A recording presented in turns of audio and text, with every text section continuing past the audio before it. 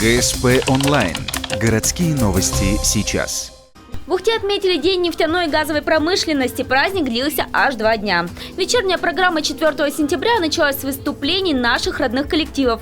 Певцы и танцоры выступили, что называется, на разогреве у приглашенных звезд. Если пару лет назад публику развлекала популярная дискотека «Авария», то в этом году на сцену вышел выпускник второй фабрики звезд Кристиан Лейних. Зажигай солнце, зажигай небо, я люблю осень, на губах снега.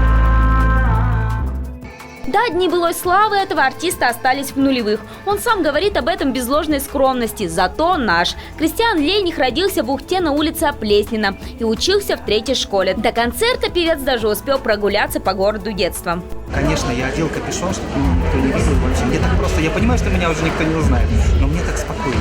Я одел капюшон, и походил по своему двору, где я там раньше. Все настолько стало маленьким. А потом я понял, что это просто я вырос, и так стало казаться. Юбилейный кинотеатр. То есть как-то настолько это все стало меньше. Немножко вскруснулось, но потом обрадовалась, что все прекрасно.